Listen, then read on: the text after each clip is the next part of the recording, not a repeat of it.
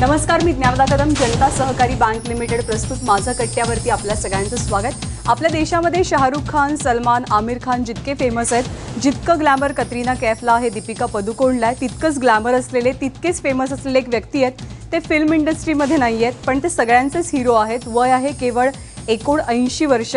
अर्थातच अण्णा हजारे. अण्णा हजारे आज कट्ट्यावरती आलेत आणि त्यांच्या जीवनावरती एक फिल्म येऊ घातली आहे. त्यांचा सगळा प्रवास या फिल्मच्या निमित्तानं आपल्या समोर येणार आहे. अण्णा, आपलं खूप खूप स्वागत कट्ट्यावरती. धन्यवाद. मुळामध्ये हा सिनेमा काय आहे आणि त्याची कुठून कुठपर्यंतचा टप्पा त्याच्यामध्ये येणार आहे, आम्हाला सगळ्यांनाच जाणून घ्यायला आवडेल. नाही, ह्या सिनेमामध्ये माझं बालपण आणि बालपणापासून मग सैन्यातला पिरियड, सैन्यातून आल्यानंतर गावात केलेलं कामाला सुरुवात, मग त्या गावातल्या कामातून ज्या अडीअडचणी आल्या या सगळ्यांचं विवरण आहे. अच्छा. म्हणजे विशेषतः मला असं कधी वाटलं नव्हतं, एक मंदिरात राहणारा फकीर माणूस ज्याचा कधी आयुष्यामध्ये बँक अकाउंट कुठं असतं माहीत नाही, अशा माणसावरती फिल्म निघेल असं मला कधी वाटलं नव्हतं, स्वप्नातही वाटलं नव्हतं.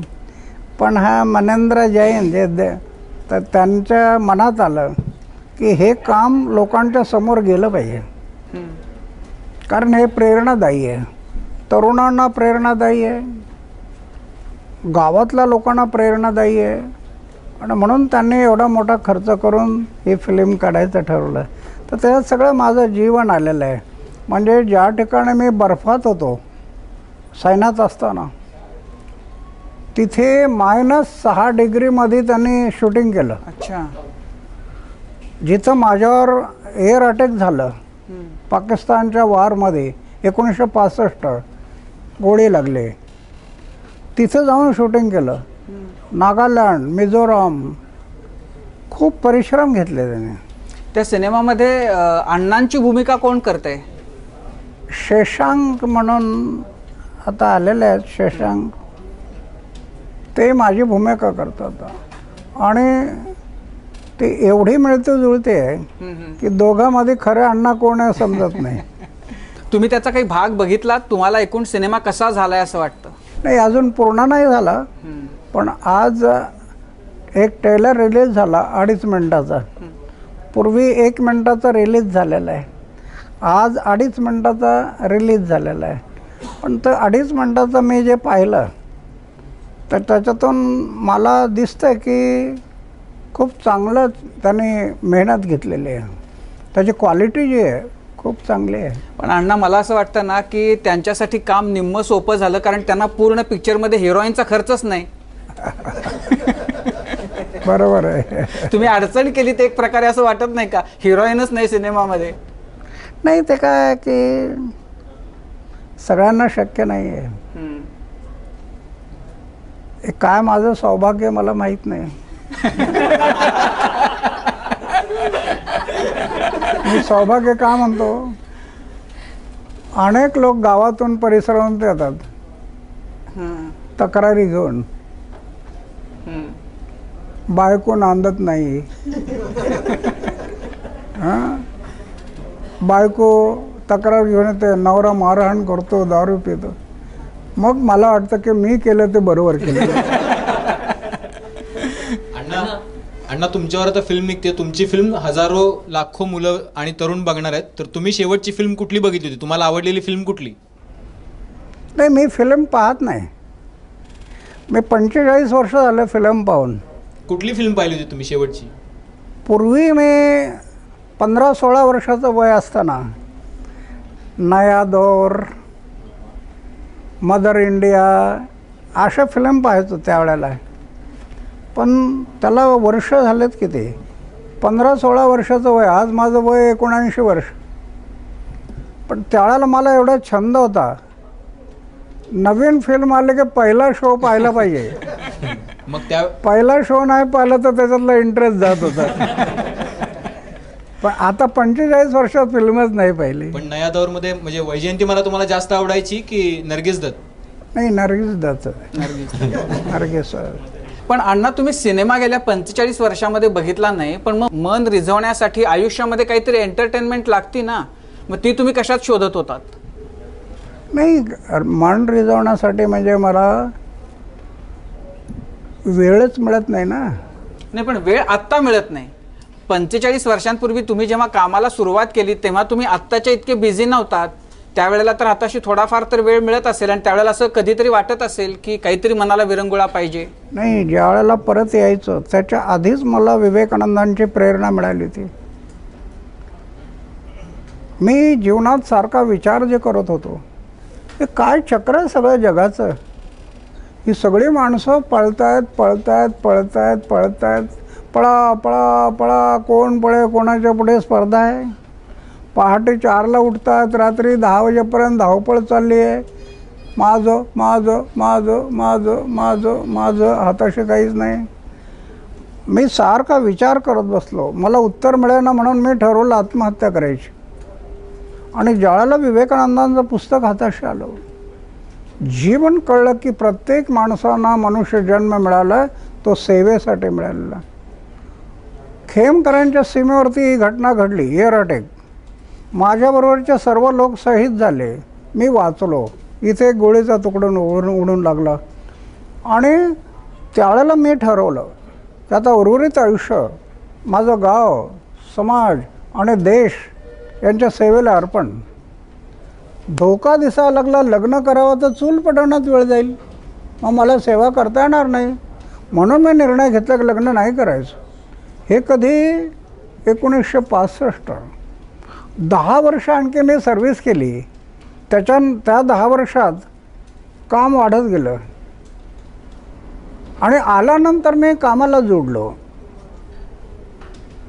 सकाळी उठल्यापासून रात्री झोपेपर्यंत, म्हणजे हे वॉटरचं डेव्हलपमेंट, वॉटर मॅनेजमेंट, एवढा मी बिझी असायचं.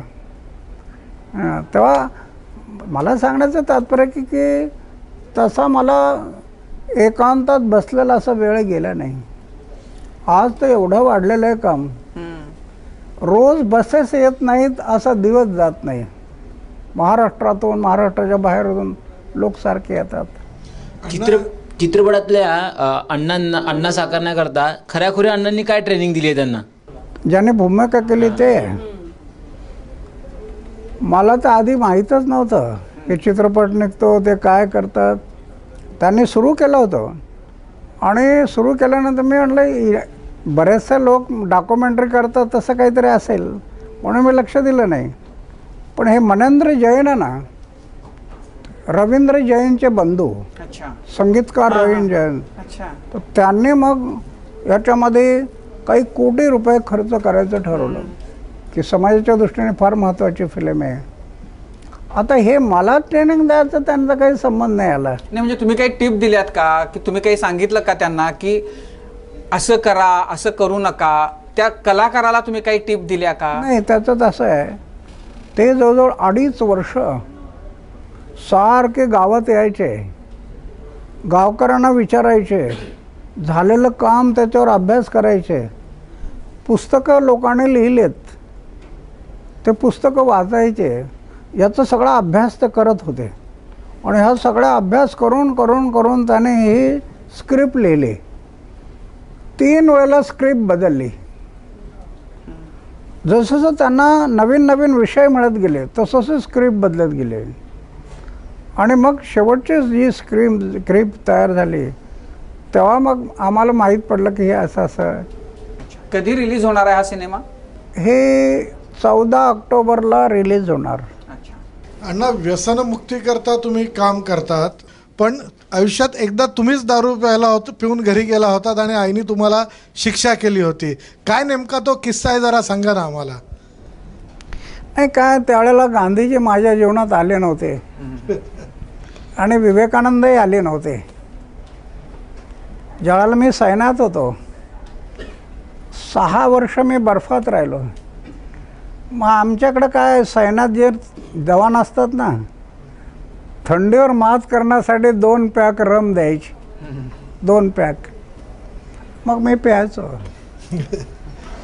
पण ज्या वेळेला विवेकानंद माझ्या जीवनात आले, जीवनाचा अर्थ कळला, की मानवी जीवन काय, पुन्हा फुकटची रम, फ्री मिळणारे रम, पण मी कधी हात नाही लावला तिनं. आताही मी सैन्यातून पेन्शनवरती आलो, आम्हाला आजही माझी सैनिकांना रमच्या बाटल्या मिळतात. मी आजपर्यंत कधी तिथं गेलो नाही, कधी हात नाही लावला. तर हे जे बदल झाला, कारण पूर्वी काय की विवेकानंदाने जीवनात नव्हते आणि गांधीजींचाही प्रभाव नव्हता. मग मी एवढंच विचार करायचो, जन्मात आलो ना, खाऊन पिऊन घ्या, चैनबाजी करून घ्या, मेलं म्हणजे गेलं, काय जन्मात.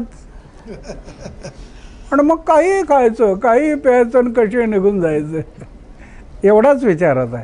ज्यावेळेला विवेकानंद गांधीजींचे विचार जीवनात आले त्यावेळेला मला कळलं, अरे फक्त खाणं पिणं आणि मरणं एवढ्यासाठी जीवन नाही, मानवी जीवन काय विशिष्ट जीवन आहे. ईश्वराने तुला ज्ञान दिलं आहे, बुद्धी दिली, शक्ती दिली, की मी आहे कोण, मी आलो आहे कुठून, माझं कर्तव्य काय, मला जायचं आहे कुठं, हे मला त्याच्यानंतर कळलं. परत कधी मी त्याला स्पर्श नाही केला. अण्णा, पण तुम्ही सैन्यामध्ये होतात आणि पाकिस्तान विरोधात युद्धसुद्धा केलेलं आहे आणि आत्ता सध्या जी सीमेवरती परिस्थिती आहे, युद्धजन्य वातावरण सगळीकडे तयार होताना दिसतंय. उरीमध्ये जी घटना घडली त्याविषयी तुम्हाला काय वाटतं? नाही, त्याच्यात काय की फक्त ते पाकिस्तानचा दोष आहे असं सूड भावनेने मी बोलत नाही. खेमकरांच्या सीमेवरती मी होतो आणि पाकिस्तानचं युद्ध झालं त्यावेळेला आमचे जे गोळे आहेत ते लाहोरमध्ये पडत होते. त्यावेळेला पाकिस्तानला भीती वाटली आणि मग त्याने प्रेशर आणून शीश फायर करा. ते शीश फायर झालं नसतं तर पाकिस्तान नेस्तनाबूत झालं असतं. त्यावेळेला ते शक्ती खूप होती. पण आज जे दिसतं चित्र खोडसाळपणा आहे असं मला तरी वाटतं. त्यावेळेला सीज फायर जे झालं ते केलं नसतं तर बरं झालं असतं अशी तुमची भावना आहे? पण त्याच्यात प्राणहानी खूप झाली असते. शेवटी काय पाकिस्तानाचे माणसं म्हणा, आमचे माणसं म्हणा, असे प्राणहानी होणं. पण त्यावेळेला आमचे लालबहादूर शास्त्री वगैरे होते, तर त्याच्यामुळं त्यांनी त्याचा विचार केला आणि त्याला असं घडणार नाही, त्यांना अद्दल घडवलेली आहे म्हणून ती माघार घेतली, शीशफायर केला. पण असं वाटलं नव्हतं की हे असं खोडसाळपणा करतील. आता पुन्हा ह्या अतिरेकांना पाठवतात, मागे उभे राहतात, त्यांना लढायला लावतात. हे बरोबर नाही. आता मी 65मध्ये एक लढाई लढलो. मला तर असं कधी कधी वाटतं लढाई दोन्ही देशातली होऊ नये. लढाई होणं म्हणजे एवढं सोपं काम नाही आहे. प्राणहानी होते. दुसरं आमचे आर्थिक नुकसान एवढं होतं की ती झीज भरून काढायला काही वर्ष जावं लागतात. म्हणून दोन्ही देशांना हे परवडणारं नाही. पण हा जर त्याला बाज येत नसेल आणि त्यांना हे समजत नसेल तर आता पुन्हा एकदा लढाई झाली तरी चालेल असं वाटायला लागतं कधी कधी. आणि जशी लढाई जर झाली तर 65च्या लढाईमध्ये मी होतो सीमेवरती. जर वेळ आली तर पुन्हा एकदा मी सीमेवरती जाऊन पुन्हा लढाईमध्ये उतरेल. कारण माझं वय जरी 79 वर्ष झालं आहे तरी माझं मन जवान आहे. अजून मी जवान आहे. अण्णा, उरी घटनेच्या पार्श्वभूमीवर सरकारी पातळीवर हालचालींना खूप वेग आला आहे. तर मग अशा वेळी सरकारने आक्रमक भूमिका घ्यावी का मवाळ भूमिका घ्यावी? नेमकं सरकारने आता काय करावं, तुम्हाला काय वाटतं? त्याला काय की जास्त घाई गडबडीत आक्रमक जरी झालं तरी प्रश्न दोन्ही देशाच्या मधला नाही आहे. सगळं जगाचं लक्ष आहे. कोणाचं पाऊल कसं पडतं हे सगळं जगातले लोक पाहत आहेत. त्याला आम्ही सांभाळलं पाहिजे. वेळ आली तर मग तोही मार्ग स्वीकारला पाहिजे. पण घाई गडबडीमध्ये असं काही करणं म्हणजे ते बी योग्य होणार नाही. ज्या वेळेला आम्हाला वाटतं की आता नाही हे मुळासहित काढलंच पाहिजे त्यावेळेला तो आणि सगळ्यांचं मत जर आलं तर मग ते करायला पाहिजे. घाई गर्दीत करणं बरं नाही. अहमदनगर जिल्हा अनेक अप्रिय गोष्टींसाठी समोर येतो आहे. कोपर्डीचं उदाहरण तर अगदीच ताजं आहे अहमदनगर जिल्ह्यातलं. अहमदनगर जिल्ह्याची ही अशांतता, अस्थिरता आपल्यालाही अस्वस्थ करते का? असं असतंच नाही काय, त्याला लोकांना त्रास नाही ना काही. दुसऱ्या माणसांना कुठेही असं गुंडागर्दी नाही. घटनेने जे अधिकार दिलेत नागरिकांना, वैयक्तिक माणसाला दिले, समूहाला दिले, जनहितासाठी त्याने आंदोलनं करावीत, पण अहिंसेच्या मार्गाने, हिंसा नाही. हिंसा जर झाली तर ते बाधक आहे. मला अजून ते एवढं अस्वस्थ वाटत नाही. तो अधिकार दिलेला घटनेने. आता मी 30 वर्ष आंदोलन करतो, ते हेच पाहून करतो की कोणाला त्रास नाही, हिंसा नाही, अहिंसेच्या मार्गाने. दिल्लीचं आंदोलन काही लाखो लोक रस्त्यावर उतरले, लाखो लोक, एक दगडसुद्धा कोणी उचलला नाही. आणि जगभर लोक विचार करायला लागले की भारतात अशी काय शक्ती आहे की लाखो लोक रस्त्यावर उतरले आणि कोणी दगडसुद्धा उचललेला नाही. क्रांत्या खूप झाल्या, पण रक्तरंजित क्रांती झालेल्या आहेत. पहिल्यांदा अशी क्रांती झाली की जी अहिंसाच्या मार्गाने जाणारी. आता भ्रष्टाचार संपलेला नाही, गुंडगिरी संपलेली नाही, पण कोट्यावधी रुपये खर्च करून जी जागृती आली नसती ती आली. तुम्ही गावगाडा अतिशय जवळून बघितलेला आहे. आत्ता मराठा समाजाला रस्त्यावर उतरण्याची वेळ कुणामुळे आलेली आहे? मराठा समाजातून जे त्यांचे स्टेटमेंट येते, कोपर्डी प्रकरणाचा उल्लेख असतो. आता कोपर्डी प्रकरण का घडलं तर जसं मुख्यमंत्र्यांशी मी भेटून त्यांच्याशी बोललो, कोपर्डी प्रकरण जे घडते आज, महिलावरती अन्याय होतात, अत्याचार होतात, किंवा बलात्कार होतात, वाढती व्यसनाधीनता हे त्याचं मूळ आहे. म्हणून मुख्यमंत्र्यांना मी म्हटलं तुम्ही कठोर कायदा करा याच्यावर. आणि त्यांनी मान्य केलं. मान्य केलं नाही, मागच्या आठवड्यामध्ये मंत्रालयातून काही वरिष्ठ ऑफिसर आणि एक्साईजच्या कमिशनर आहेत व्ही राधा, त्यांना पाठवलं होतं. असा दारू पिऊन कोणी महिलांना छेडखानी केली किंवा हे प्रूफ सापडलं, 3 वर्ष ते 10 वर्ष कठोर कारावासाची सजा कायद्यात घाला, मान्य केलं. आणि आता ड्राफ्ट तयार होतो. हे जर घडलं ना तर याला आळा बसेल अशा गोष्टींना. सहकारी चळवळ जर वाचली असती, बँका, कारखाने, डेऱ्या ह्या जर वाचल्या असत्या तर अशा पद्धतीचा उद्रेक रस्त्यावर बघायला मिळाला नसता. आर्थिक स्थिती शेतकऱ्यांची चांगली राहिली असती असं वाटत नाही का आपल्याला? नाही वाटतं ना. मी त्यासाठी आता हे मी काय नवीन नाही. तुमचं कारखाने, पतसंस्था किंवा कोऑपरेटिव्ह सगळ्या संस्था, मी 8 वर्ष आंदोलन केले ना त्याच्यावरती. महिलांच्यावरती जे विधवा महिला आहेत, मुलगी लग्नाला आली म्हणून तिने धुणे भांडे करून मुलीच्या लग्नासाठी पैसे ठेवले आणि धनदांडग्या लोकांनी हे सगळे पैसे आपसामध्ये वाटून घेतले. मी त्याच्यावर आंदोलनं केले. 2 कोटी रुपये सरकारला द्यावे लागले त्यावेळेला. तर हे आमचे प्रयत्न चालू आहेत. पण काय होतं, हे सगळं अण्णा हजारेनेच करावं हे जे वाटतं प्रत्येकाला की मला एकदा अण्णा हजारे झालं पाहिजे असं कोणी म्हणत नाही. त्याच्यामुळं मग त्याला जेवढी गती यायला पाहिजे ती येत नाही. हे अण्णा हजारेचं काम आहे, ते अण्णा हजारेचं काम असं आहे. म्हणून त्याला, नाहीतर हे त्यावेळेला लोक जर उभे झाले असते, आम्ही आंदोलन केलं त्यावेळेला, तर हे कोऑपरेटिव्हमधलं सगळं, आता हे साखर कारखाने हे आजारी पडले का पाडलेच? काय आजारी पडले नाही, पाडले. तुम्हाला काय वाटतं की हे आजारी पाडलेले जे कारखाने आहेत, बँका आहेत, ते कुणामुळे आहेत? गेल्या काही वर्षांमध्ये याची अवस्था कुणी केली? आता आम्ही दाखवते. मी आता मोठं एक याचिका दाखल करतो आहे त्याच्यावर. हे कारखाने कसे आजारी पडले का पाडले, कोणी पाडले, हे सगळ्या कोऑपरेटिव्हवरती मी एक याचिका दाखल करतो आहे सुप्रीम कोर्टामध्ये. हे जर दाखल झाले आणि त्याची इन्क्वायरी झाली तर सगळ्यांच्या समोर येईल काय घडलं याच्यातमध्ये नक्की.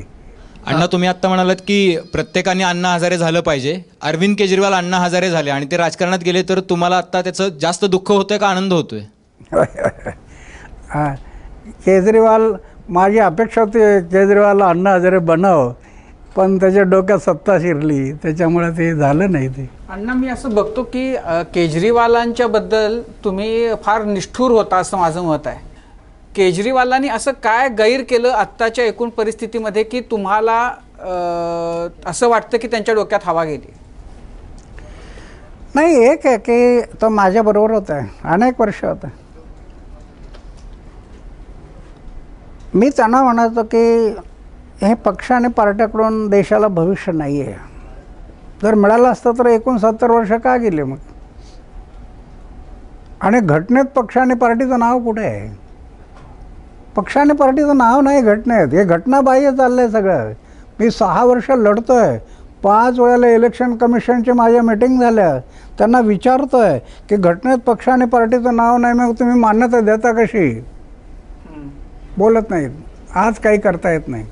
आत्ता मी त्यांना शेवटच्या मीटिंगमध्ये प्रश्न विचारला, घटनेमध्ये पक्ष आणि पार्टीच नाही, ते चिन्ह आलं कुठून? चिन्ह कुठून आलं? हे चिन्ह पंजा, कमळ, हाती कुठून आले? हे चिन्ह हटवा. ते म्हणतात आज हटवत आहेत. पण असं अण्णा, चिन्हाला विरोध करण्याचं कारण काय? आपल्याकडं बहुसंख्य जर समाज त्यावेळेला तो जर निरक्षर होता, तर त्यांना कळावं की कोणत्या पक्षाचा उमेदवार आहे, याच्यासाठी चिन्ह आली. म्हणून त्याला निरक्षर होता, त्याला कळावं यासाठी 1952चं पहिलं इलेक्शन झालं.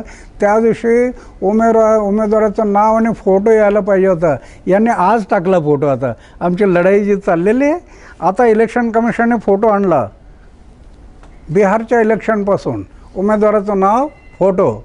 आता आम्ही म्हणतो फोटो आला ना, हे संवैधानिक झालं, संविधानाला धरून झालं. आता चिन्ह का टाकता? आता अनपढ माणूस आहे तो सुद्धा फोटो पाहिल. बिहारमध्ये घडलं ना, फोटो पाहिला, मतदाराने पाहिलं, अरे हा तर गुंड आहे. लाखो मतांचा फरक पडला. उमेदवाराचं नाव आणि फोटो आला ना, आता चिन्हाचं काही गरज नाही, ते हटवा. ते म्हणतात आज नाही करतायत. पण एक झालं, 50% लढाई आम्ही जिंकलो. आता समूह गेला म्हणून भ्रष्टाचार वाढला देशात. समूह आतमध्ये, समूह बाहेर आहे. समूह कोणी बोलायला लागलं की तुटून पडतात समूह, आणि मग लोक घाबरतात, म्हणतात नको बाबा यांच्या नादाला लागायला. समूहामुळं भ्रष्टाचार वाढला, समूहामुळं गुंडगिरी वाढली, समूहामुळं लूट वाढली, 2G स्पेस घोटाळा. पण अण्णा, समूहाला असं निगेटिव्हलीच का बघायचं? समूहाच्यामुळं चांगल्या गोष्टी सुद्धा घडलेल्या आहेत ना. समूहामुळं तुम्ही जे काही समूह जमा केला दिल्लीच्या रामलीला मैदानावर, त्याच्यातनं काही गोष्टी घडल्या ना. पण तो समूह वेगळा होता. नाही, मग समूहाला आपल्याला असं नाकारता येणार नाही असं मला म्हणायचं. समूह नाकारता येत नाही, पण समूह हा राष्ट्रहिताच्या, समाजहिताच्या दृष्टीने समूह एकत्र आला तर चालेल. आज जातपात, धर्मवंश जो निर्माण झाला देशात, जातीपातीची तेढ निर्माण झाली, ही कशामुळं? हे समूह कोणते? स्वार्थी समूह, पक्ष आणि पार्ट्यांचे समूह. त्यांच्यासमोर समाजाचं हित पाहिजे होतं, राष्ट्रहित पाहिजे होतं. आज तुमच्या खेड्यांचा विकास थांबला. एका गावात 2, 3, 4 गट आहेत, समूहाने निर्माण केले. युवा शक्ती आमची राष्ट्रशक्ती आहे. ती जागी झाली तर उद्याचं भविष्य दूर नाही. महाविद्यालयीन विद्यार्थ्यांच्या मध्ये या समूहाने आपले आपले गट तयार केले आणि त्यांच्यामध्ये भांडणं लावून आहेत. काही ठिकाणी मर्डर व्हायला लागलेत. तर असे समूह काय कामाचे की जे समाज, देश बर्बाद करत चाललाय, अशा समूहाचा काही उपयोग नाही होत आहे. अण्णा, तुम्ही राळेगणसाठी, राळेगणमधल्या पाणलोट विकासासाठी इतकी वर्ष काम केलं, राळेगणमधल्या पाणलोट विकासासाठी, आणि परवाच्या उन्हाळ्यामध्ये तिथं टँकर पोचवावे लागले, टँकरनं पाणी राळेगणला पोचवावं लागलं. तुम्हाला काय वाटतं या सगळ्या परिस्थितीवर? नाही, त्याचं कारण आहे 4 वर्ष पाऊस नाही. 4 वर्ष. शेवटी मर्यादा असते. भूगर्भात सुद्धा पाण्याचे साठे हे मर्यादित असतात. पण बोरवेल्सनं अमर्याद उपसा केला पाण्याचा. ते मग आम्ही लोकांना समजून सांगितलं. आपल्याला पहिल्यांदा बोर घेण्याची, पहिल्यांदा टँकर बोलवण्याची वेळ का आली? तर आम्ही जमिनीतलं पाणी काढत गेलो. 4 वर्ष पाऊस नाही. 4 वर्ष. शेवटी मर्यादा असते. भूगर्भात सुद्धा पाण्याचे साठे हे मर्यादित असतात. ते मग आम्ही लोकांना समजून सांगितलं. आपल्याला पहिल्यांदा बोर घेण्याची, पहिल्यांदा टँकर बोलवण्याची वेळ का आली? तर आम्ही जमिनीतलं पाणी काढत गेलो. आणि बोर आहेत. बोर तुमचे गेले 400, 500, 600 फुटावर. 600 फूट खोलीतलं पाण्याचं तुम्ही काढलं आहे, तर पाणी कुठं राहणार? 600 फुटाचा काय फरक पडतो? नाला बंडिंग केल्या, सिमेंट बंधारे केले, सगळं पाणी अडवलं, जिरवलं. भूगर्भात जिरलेलं पाणी भूगर्भातून ज्यावेळेला वाहतं, ते वाहणारं पाणी हे बोरचे जे सप आहेत ना, त्या सपात गेलं आणि 600 फूट 700 फुटावर खाली गेलं आणि तिथून मग बाहेर निघून गेलं. म्हणून आम्ही बोर बुजवले. आता बोर बुजवले. 2 महिने बोर बुजवायचं काम केलं. आता तुम्ही या पुढच्या काळामध्ये आम्हाला कधी टँकर बोलायची वेळ येणार नाही, कधीच येणार नाही. अण्णा, तुम्ही केलेल्या आंदोलनामुळे भ्रष्टाचार कमी झालाय का? तुम्हाला काय वाटतंय? कमी झाला, संपला नाही अजून आणि तो संपणार नाही. पण आंदोलनामुळं मी सांगितलं ना, कोट्यावधी रुपये खर्च करून जी जागृती येणार नव्हती ती आली या आंदोलनामुळं. महाराष्ट्रातल्या मंत्रिमंडळात 17 मंत्र्यांवर भ्रष्टाचाराचे गुन्हे आहेत. तुमची भूमिका काय आहे या बाबतीत? मंत्र्यांवरती भ्रष्टाचार आरोप आहेत. सॉरी. म्हणून तर मी तुमच्याकडे मोठ्या आशेने पाहतो की अण्णा हजारे परत निर्माण व्हावा. खूप सिक्युरिटी आहे तुमच्या आजूबाजूला, म्हणजे अगदी मोठा फौजफाट आहे तुमच्या अगदी आजूबाजूला. इतकं असुरक्षित वाटतं तुम्हाला महाराष्ट्रात? काय की मला भीती नाही, पण सरकारला भीती आहे. आता मी 5 पत्र लिहिले सरकारला, अरे हे काढून टाका, मला गरज नाही आहे. इकडं एका बाजूला गांधीचं नाव घेतो आणि दुसऱ्या बाजूला ही सिक्युरिटी वापरलो. आत्ता मी गेल्या महिन्यामध्ये त्या पोलीस महासंचालक मुख्यमंत्र्यांना सगळ्यांना पत्र पाठवले आणि त्याच्यात तारीख घातली, मागची 20 तारीख. हे आता 20 तारखेपर्यंत माझी सिक्युरिटी नाही कम केली तर यांना मी गावात येऊ देणार नाही.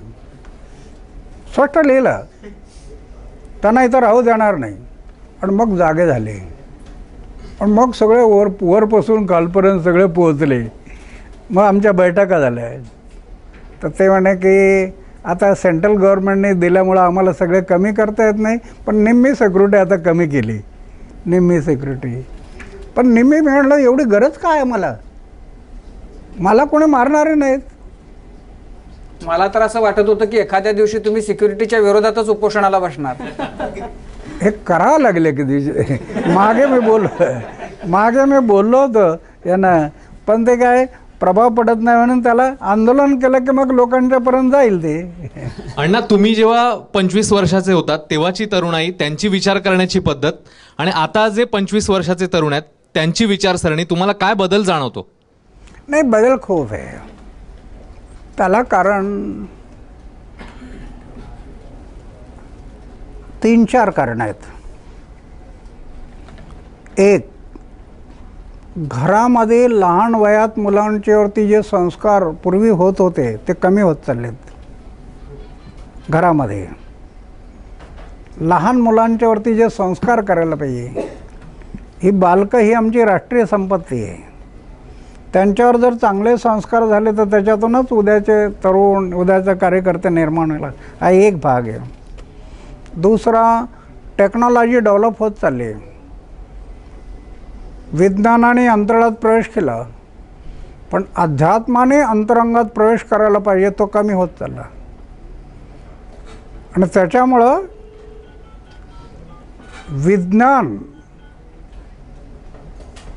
विज्ञान अंतराळात जरी गेलं तरी एक दिवस असा येईल की तो अंतराळात जरी गेला असले तरी अध्यात्माची जोड नसेल तर एक दिवस विकासाच्या नावाखाली विनाशाकडे घेऊन गेल्याशिवाय राहणार नाही. हे अनेक लोकांनी भाकीत केलेलं आहे. ते चित्र दिसतंय आज. पण आता आम्ही थोडा का होणार प्रयत्न करतो. आता आमच्या शाळेत आम्ही कोणाला प्रवेश देतो? जो गुंडगिरी करतो, 5वीतला गुटखा खातो, अशा मुलांना प्रवेश देतो. 2 वेळेला 3 वेळेला नापास आहे त्याला प्राधान्य देतो की ते आम्ही करून दाखवतो प्रयोग की असं होऊ शकतं. पण हे सगळीकडे होत नाही, हे दुर्दैव आहे. अण्णा, दिल्लीमध्ये तुम्ही खूप मोठं आंदोलन केलं जनलोकपाल करता. जनलोकपालने केजरीवालांना दिल्लीचं मुख्यमंत्रीपद मिळालं, किरण बेदींना पॉंडेचेरीचं राज्यपालपद मिळालं, अण्णा हजारेंना काय मिळालं? अण्णा हजारेला काही मिळालं नाही. मला ते जर मिळालं असतं तर आज मी ज्या एका आनंदात येतो, आनंद माझा राहिला नसता. हे जरी राज्यपाल झाले आणि मुख्यमंत्री झाले तरी अण्णा हजारे एवढा आनंद त्यांना नाही आहे असं मला वाटतं. मला झोप कधी लागते कळत नाही जीवनामध्ये. म्हणजे लखपती करोडपतीला सुद्धा जो आनंद मिळत नसेल ते मी अनुभवतो आज माझ्या आयुष्यात. अण्णा या सगळ्यांनी म्हणजे केजरीवाल असू दे किंवा किरण बेदी असू दे, या सगळ्यांनी अण्णांचा वापर केला आणि मग सगळं मिळाल्यानंतर त्यांना एकटं पाडलं असं वाटतं का तुम्हाला? नाही, वापर केला असं म्हणता येणार नाही. वापर करून माझा वापर केला असं म्हणता येणार नाही. कार्यकर्ते त्याने उभे केले, सगळं झालं. पण मला असं म्हणता येणार की अण्णा हजारेचा उपयोग केला असं म्हणता येणार नाही. त्यांनी ते आपल्या हिमतीवरती, आपल्या कर्तृत्वावरती तर झाला. पण ते झाल्यापासून मी कधी भेटत नाही त्यांना, अण्णा कधी पत्रही पाठवत नाही. अण्णा, मराठा क्रांती मोर्चामध्ये कोपर्डीबरोबर आणखी 2 मागण्या आहेत. मराठा क्रांती मोर्चामध्ये कोपर्डीबरोबर आणखी 2 मागण्या आहेत. आरक्षण आणि मेट्रो सिटीमध्ये सुधारणा, दुरुस्ती हवी आहे. तुमचं काय मत आहे त्या 2 मागण्यांवर? त्याच्यावर मी भाष्य करू इच्छित नाही. या मोर्चांमध्ये तुम्ही सहभागी होणार का पुढच्या? त्याचा विचार करावा लागेल. पण अण्णा, तुम्ही जर काही बोललात तर मोठा फरक पडू शकतो, महाराष्ट्राला दिशा मिळू शकते ॲट्रॉसिटी आणि आरक्षणावरती. तर तुम्ही त्यावर मौन बाळगणं पसंत का करताय? ॲट्रॉसिटीचा जो प्रश्न आहे, मी अनेक वेळेला बोललो, लोकशाही आहे. तुम्ही वरवर पक्षाने पार्टीचे लोक आपसात का विचार करता? लोकशाहीमध्ये लोकांना विचारा ना खरं काय आहे, हे लोकांना विचारा आणि लोक काय कौल देतात त्याप्रमाणे निर्णय घ्या. अशक्य नाही आहे, शक्य आहे.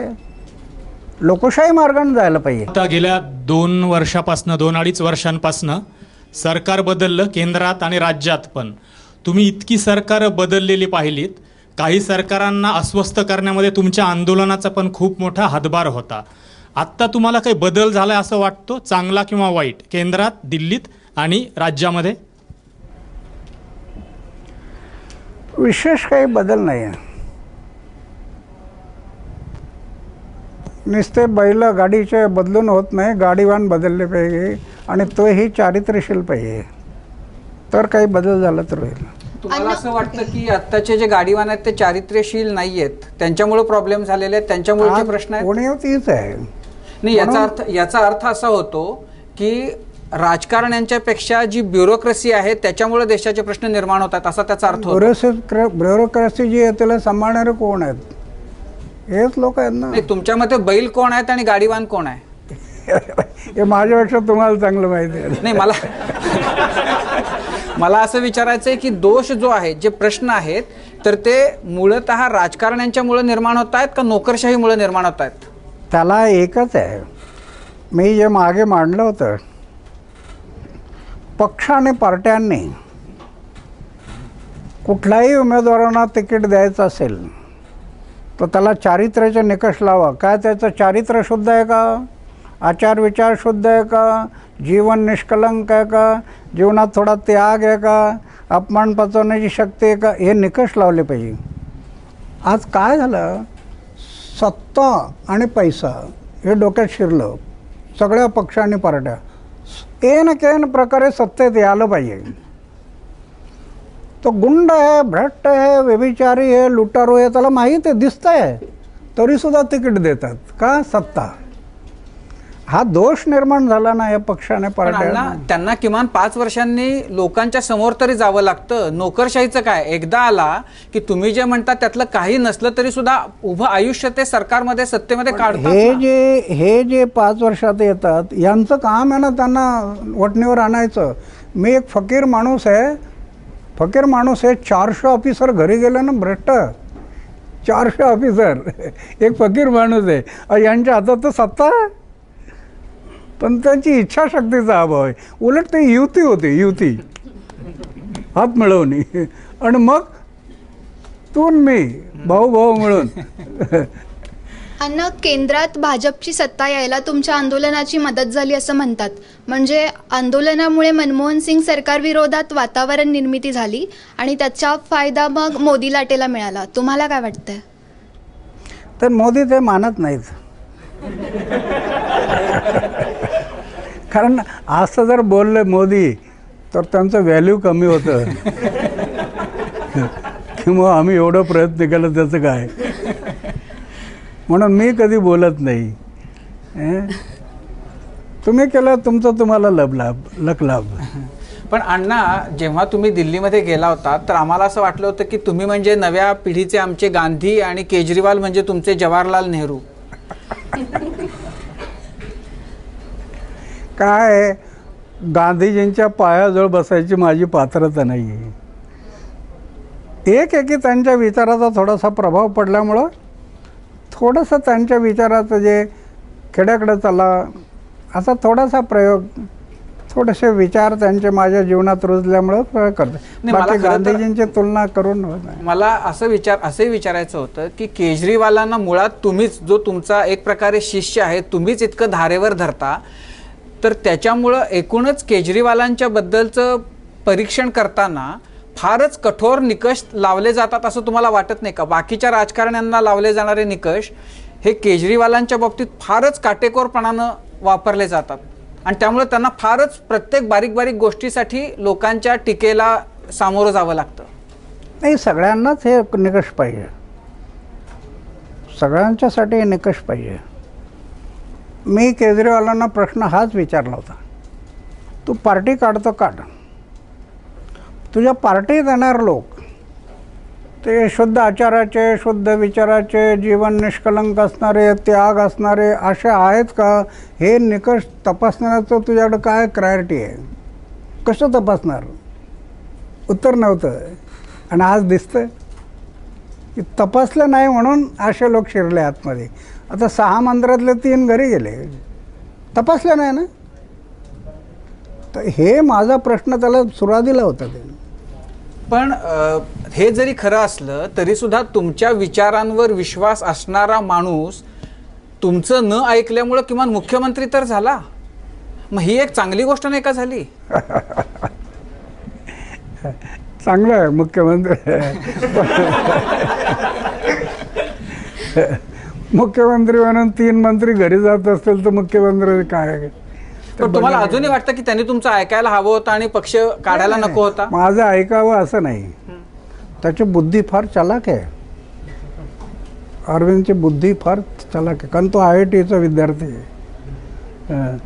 पण ती सत्ता एकदा डोक्यात शिरली ना, सत्ता की मग गडबड करते सत्ता. जसा दारू पिणारा माणूस दारू पितो ना आणि नशा आली की नशेमध्ये बेहोश होतो, तसं ही सत्तेची एक नशा आहे. ती चढली की उतरत नाही. ती तो काय करतो नशेमध्ये त्याचं त्याला कळत नाही. केजरीवालांच्या सरकारला तुम्ही 10 पैकी किती मार्क द्याल? अवघड प्रश्न आहे ते. इतका अवघड आहे की तुम्हाला त्याचं उत्तर न सांगावं असं वाटावं? काय भांडणं सुरू होतात मागे, कारण नसताना भांडणं सुरू होतात. पण तुम्ही इतकेही नाखुश आहात की तुम्हाला त्याचे मार्कही द्यायला नकोसे वाटावेत? हां, ते तर आहे. नाजूकपणा मी तरी जपतो थोडा. पण एक मी सुरुवातीलाच सांगितलं,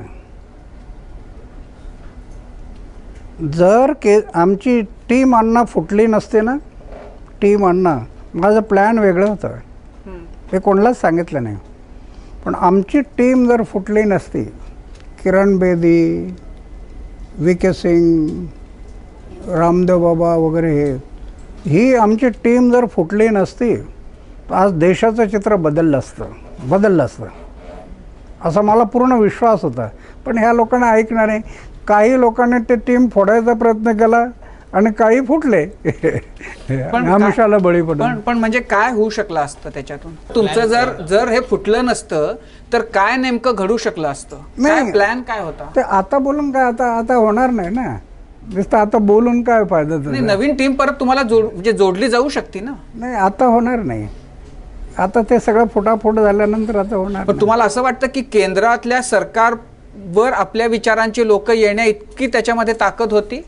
कोणामध्ये? ही जी टीम अण्णा होती ती जर फुटली नसती तर नाही, आम्ही पक्ष आणि पार्ट्यात जाण्याचा प्रयत्नच करत नाही. नाही, मी असं विचारतोय की ही जर टीम अण्णा फुटली नसती तर केंद्रातल्या सत्तेमध्ये परिवर्तन करण्याची ताकद त्याच्यामध्ये होती. त्याच्यात होती ती अशी टीम अण्णाची शक्ती अशी निर्माण झाली होती आणि लोकांचा विश्वास निर्माण झाला होता. स्वातंत्र्याचा अर्थ स्वराचार म्हणून वाढणारं कुठचंही सरकार असेल, जनशक्तीच्या दबावामुळं त्यांना करणं भाग पडलं असतं. जे जे सांगतील ते करणं भाग पडलं असतं. एवढी मोठी शक्ती होती ती. पण ते फुटल्यामुळे शक्ती कमी झाली, ताकद कमी झाली. पण तुमचा या मंडळींशी संवाद आहे? रामदेव बाबा किंवा किरण बेदी यांच्याशी, व्ही के सिंग यांच्याशी संवाद आहे? आता हे आमच्या संवादानाच्या पलीकडे गेले. ते संवाद जो आहे ना त्याच्या पलीकडे गेले. आता संवाद आता राहिला नाही, कारण ती नशाच अशी वेगळी असते. कारण ते तुम्ही अजून गेले नाही त्याच्यामध्ये. ही सत्तेची नशा चढली की उतरत नाही ती. अण्णा, मग आता केजरीवालांना वडिलकीच्या नात्याने तुम्ही काय सल्ला द्याल? सल्ला देण्याच्या पलीकडे गेला ना आता. अण्णा काही प्रश्नांची काही प्रश्नांची उत्तर देताना तुम्ही ते प्रश्न टाळताय असं वाटतं. तुम्हाला पॉलिटिकल करेक्ट राहण्याची पण गरज वाटते का इतकी? तुम्ही जसं समजाल तसं. अण्णा, आपण आत्ता कितीही जातीपातीचा विचार केला तरी महाराष्ट्र किंवा आपला देश शेतीप्रधान आहे असं आपण म्हणतो. ज्यावेळेस शेतकरी त्याचा शेतमाल घेऊन बाजार समितीच्या आवारात येतो त्यावेळेस त्याच्याकडनं जात विचारली जात नाही. सगळ्या जातीचा कुठलाही असला तरी त्याला तेच पैसे मिळतात, कमी पैसे मिळतात. शेतकऱ्यांची अवस्था सुधारली पाहिजे, त्यासाठी कुठलं आंदोलन उभं राहायला पाहिजे असं वाटतं तुम्हाला? आता मध्ये मी केलं ना काय भूमी अधिग्रहण बिल, आम्ही जर आंदोलन केलं नसतं ना तो शेतकरी आणखी खड्ड्यात गेला असता. काय होतं त्याच्यामध्ये? देशातला सर्व रेल्वे लाईन दोन्ही बाजूची 1-1 किलोमीटरची जमीन ॲक्वायर करायची. तुमच्या state railway, state highway, national highway दोन्ही बाजूचे 1-1 किलोमीटर. अरे झाली काय जमीन? म्हणून आम्ही ज्यावेळेला दिल्लीत बसलो जंतर मंतर आणि देश उभा झाला, शेवटी सरकारला माघार घ्यावं लागले. आता शेतकऱ्याला त्याच्या मालाचे चांगले पैसे मिळावेत, चांगला भाव मिळावा, याच्यासाठी काही करायला पाहिजे असं वाटतं? करायला पाहिजे. मी आमचे प्रयत्न चालू आहे. शेतीमालाला खर्चावर आधारित भाव मिळाल्याशिवाय शेतकऱ्यांचे हत्या थांबणार नाहीत. त्याला खर्चावर आधारित भाव द्या. कारखान्यांचा माल तयार करता प्रोडक्शन कॉस्ट न पाहता लेबल लावता, त्याला खर्च काय आला हे पाहत नाहीत. टॅबलेट, एक औषधाची टॅबलेट प्रोडक्शन कॉस्ट 5 पैसे आहे आणि तुम्ही 1 रुपया लिहिता. हे मी स्पष्ट पाहिलं आहे, म्हणजे होलसेल मार्केटमध्ये घेऊन अनुभवलं आहे. मग शेतकऱ्याला मार्केट बांधून का देत नाही? खर्चावर आधारित भाव त्याला दिला पाहिजे. याच्यासाठी आमचा प्रयत्न आता चालू आहे. अण्णा, आज आपण माझा कट्ट्यावरती आलात आणि खूप छान संवाद साधलात आमच्या सगळ्यांशी, त्याबद्दल मनापासून धन्यवाद. आणि आपल्याला उत्तम आरोग्य लाभो यासुद्धा शुभेच्छा. तर माझा कट्ट्यावरती वेळ झाली इथेच थांबण्याची. बघत रहा ABP माझा.